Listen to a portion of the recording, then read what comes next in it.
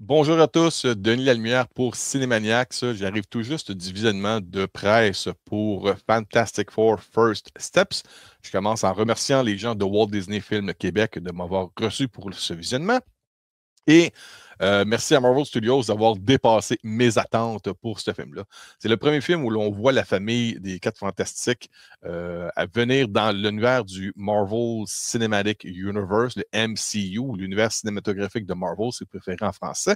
Alors, le film Les Quatre Fantastiques, premier pas, le nom qu'on a au Québec, en gros, c'est une toile de fond vibrante d'un monde rétro-futuriste inspiré des années 60, où est-ce qu'on retrouve Reed Richards, qui est Monsieur Fantastique, on a Sue Storm, la femme invisible, Johnny Storm, son frère, la torche humaine, et Ben Grimm, la chose, The Thing, qui font face eux font face à leur plus grand défi à ce jour.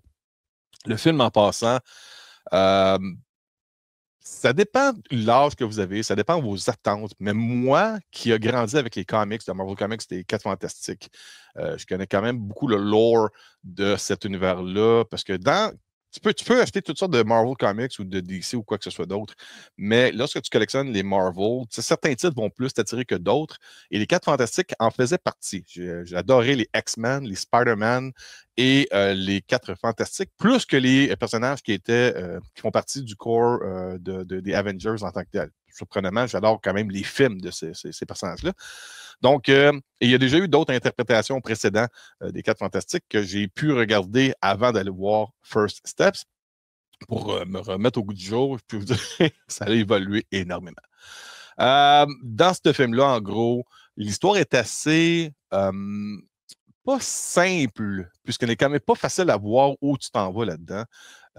Mais pour commencer, juste vous dire que vous êtes dans l'univers de Jack Kirby, littéralement. On commence à c'est le nom de cet univers-là, c'est un univers parallèle au 616 que l'on connaît avec les autres films précédents de Marvel, où on retrouve Tony Stark, les personnages joués par Mark Ruffalo, Chris Hemsworth, Chris Evans et tous les autres. Là, on est dans un univers parallèle, c'est l'univers 828 et ça a rapport avec, c'est un Easter egg en partant pour Jack Kirby, c'est la date de naissance. Vous dites, là, lui est né le 28 août 1917. 28 août en anglais, c'est August 28. 828, c'est l'univers de Jack Kirby. Fait que déjà là, en partant, c'est un clin d'œil fabuleux, merveilleux, disons ça, pour l'univers de Marvel.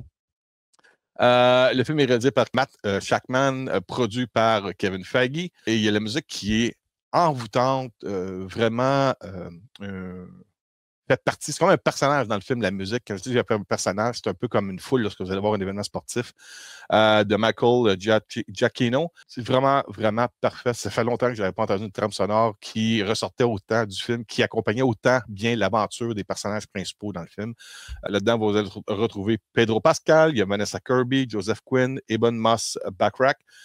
Et plusieurs autres noms. Vous pouvez nommer tout le monde. On les voit les visages dans la bande-annonce. Qu'est-ce que j'ai pensé en gros de ce film-là? C'est, pour moi, alors que je suis rendu, c'est peut-être, il va falloir que je le revoie quelques reprises, c'est peut-être mon film préféré du MCU. Ça vient de rejoindre, en tout cas, au même niveau que Endgame, Infinity War, Civil War, The Winter Soldier, le premier Iron Man, Les Gardiens de la Galaxie volume 1. Tous ces films-là que tout le monde adore, Thor Ragnarok, les 4 Fantastiques First Steps, là, je vous le dis, vous pouvez peut-être augmenter vos attentes. La bande-annonce, elle ne rend pas justice au côté chaleureux, au côté aventureux, science-fiction. Ce film-là est un mix, je peux vous dire, c'est un mix des Jetsons, Star Trek et Lost in Space dans un univers de super-héros. C'est à peu près ça. Et puis, ce qui est le fun là-dedans, c'est qu'on n'a pas besoin de se soucier de ce qui s'est passé avant ou après ou c'est d'autres super-héros ailleurs. Non, dans cet univers-là, il n'y a que les 4 fantastiques. Donc, ça simplifie l'histoire, justement, pour pouvoir se concentrer juste sur eux. On ne pense pas que, hey, ben écoute, si on en chenoute, on va s'appeler Spider-Man, quoi que ce soit. Non, dans cet univers-là, il n'y a que eux. Et on verra après comment eux interagiront dans le prochain Avengers Doomsday, puisqu'ils ont déjà été confirmés dans le film. Fait que là, à partir de là, je ne peux pas vraiment dire qu'est-ce qui va se passer. Mais pour l'instant, là-dedans, Pedro Pascal fait un excellent travail. Vanessa Kirby, c'est la maman de la famille, puis ça paraît. Si vous êtes jeune, bien sûr, vous n'en avez peut-être pas rendu là, mais avoir des enfants, ça apporte de quoi d'incroyable qui s'ajoute à notre vie. Moi, j'ai eu la chance d'avoir 2 enfants que j'adore, qui grandissent, qui sont talents, whatever, mais ça crée des moments, des souvenirs et de la nostalgie pour un père ou une mère. Et dans ce film-là, on le ressent avec Sue Storm et Reed Richards. On ressent aussi le côté mononcle avec Ben Grimm et la Human Torch, qui n'est pas vraiment assez mature, mais qui est en même temps très compétent. Il n'y a aucun des personnages là-dedans qui ne sert à rien. Chacun des personnages a un début, un milieu, une fin, évolue et sert à l'histoire. Même la Silver Surfer, je comprends maintenant, après avoir vu le film, pourquoi on a choisi elle, qui dans les comics existe. Il ne faut pas penser qu'ils ont woké le personnage du Silver Surfer, mais l'utilisation d'avoir elle à la place du Silver Surfer qu'on connaît tout le monde est logique pour le film par rapport à son interaction avec certains personnages des Quatre Fantastiques. Vous allez comprendre ce que vous allez voir le film. Pour ce qui est de Galactus, allez voir ce film-là dans le plus grand cinéma possible. Et je ne fais pas une cote là-dessus. Ce n'est pas une question de vouloir juste vous dire de faire dépenser de l'argent. Moi, je l'ai vu en IMAX, mais c'est un IMAX normal, je dirais. Ce n'est pas l'écran IMAX maximisé. C'est l'écran cinéma élargi au maximum d'un IMAX, mais on n'a pas la hauteur d'un IMAX au Forum de Montréal. C'est ça qui m'a un peu déçu. Je vais retourner dans quelques temps, dès que le film sort, pour le voir dans un vrai IMAX. Le son n'était pas même au optimum. Puis même là, les bancs shakaient dans le cinéma qu'on était lorsqu'on avait Galactus qui s'adresse aux Quatre Fantastiques. C'est une belle histoire, c'est puissant, on comprend ce qui arrive avec l'enfant de Reed Richards et de Sue Storm aussi. Restez aussi pour le générique. Il y a 2 scènes post-génériques. Il y en a une au milieu et une à la fin. Celle du milieu, elle est excessivement importante.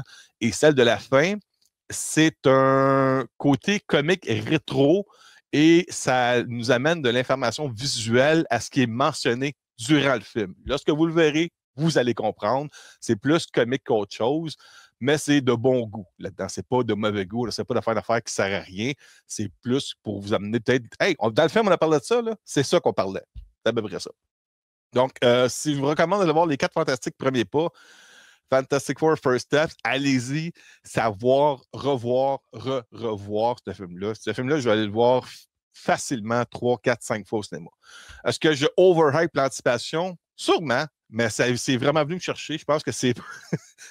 Moi, j'ai 51 ans. C'est un peu d'une idée. Là. Si vous êtes dans ma génération, moi, les X, là, il y a des très bonnes chances que ce film-là rejoigne vos anticipations comme il le fait, puis même dépasser mes attentes. Quand je travaille chez moi, la première question que tout le monde me posait, c'est et puis comment c'est? Puis j'ai dit, c'est littéralement dans mon top 3 facile pour l'instant du MCU, si c'est pas mon préféré maintenant. J'ai vraiment aimé ce film-là à ce point-là. Il y a d'autres personnes qui vont peut-être moins l'aimer, qui vont peut-être plus faire comme bah, c'est un autre film de Marvel banal. Libre à vous de faire quoi que ce soit, d'en penser. Puis j'espère juste que vous y allez avec l'ouverture d'esprit de vouloir être diverti, d'avoir un bon film. Ce n'est pas une niaiseux, c'est pas stupide, il n'y a pas des affaires. Puis il y a de l'exploration là-dedans, le côté visuel, effets spéciaux, c'est réussi. Il y a quelques petites scènes qu'on peut voir des choses que c'est du numérique, mais encore là, il faut vraiment être chialeux de nature, ce qui est un peu mon cas. Et j'ai remarqué quelques éléments, j'étais comme, écoute bien, là, tu sais, Ben Grimm, là, ça n'existe pas dans la vraie vie. Soit que tu le fais en vrai, puis ça a de l'air fake, ou soit que tu le fais en numérique, puis ça a de l'air vrai, jusqu'à un certain point. Donc, il y a ça. En passant, le son dans ce film-là. Quand je parle du son, c'est la voix qui porte de Galactus. C'est le stretching de Reed Richards, Monsieur Fantastique. C'est les pouvoirs lorsque Invisible Woman utilise ses pouvoirs. Lorsque la Silver Surfer voyage à travers l'écran, le son de sa planche de surf qu'elle émet, les voyages intersidéraux, Ben Grimm, juste lorsqu'il marche, tu as l'impression d'avoir un son un peu à la Godzilla. Il est pesant, il déplace. Là. Il n'est pas juste un personnage d'effet numérique. Le son aide, ajoute à la crédibilité de sa présence à l'écran. Et puis, le petit robot Herbie, qui est un bel ajout, ça nous amène un peu un côté pas nécessairement juste comique, mais un bon personnage qui accompagne un peu la RD22 dans les films de Star Wars. Herbie, lui, fait le même job dans l'univers des Quatre Fantastiques. Donc, ça promet énormément pour ce qui s'en vient par après. Je pense que Marvel Studios est dans une bonne direction. On va réussir à virer le navire de bord. Il y a eu Thunderbolts qui m'a très surpris. Et maintenant, les Quatre Fantastiques qui dépassent mes attentes. J'ai déjà hâte d'aller le revoir. J'espère que vous allez le voir. Puis pour ce qu'on appelle les haters, ben écoutez, allez voir d'autres films. Là. Attends, moi, je ne veux pas vous dire d'aller voir juste ça. Allez voir plusieurs films, encourager le cinéma, trouver de quoi d'original, de quoi de différent si vous voulez. Puis même si vous voulez me recommander des films, pas de problème, je suis ouvert à ça. Mais pour l'instant, Les Quatre Fantastiques, c'est, comment je pourrais vous dire ça en parole? J'ai écrit à Disney, là, juste après, j'ai adoré les Fantastic Four. C'est littéralement sinon mon préféré des films du MCU à voir, revoir et revoir. Et j'ai écrit également que c'est chaleureux, spectaculaire et fantastique. Un ajout incroyable à l'univers cinématographique de Marvel qu'il ne faut surtout pas manquer sur le plus gros écran possible. Donc ça, c'était mes mots que j'ai envoyés par écrit aux représentants de Disney après le visionnement. Puis c'est ce que je mentionne ici, je le pense vraiment. Donc, là-dessus, passez une bonne journée, une bonne semaine et allez voir Les Quatre Fantastiques, premier pas, je vous recommande fortement. Vous n'allez pas vous ennuyer avec ce film-là. Il n'y a pas de longueur dans ce film-là. Les seuls moments où est-ce qu'il n'y a pas vraiment de scène d'action, ça sert à faire avancer l'histoire également. Là-dessus, je vous laisse. Merci beaucoup. Bye bye.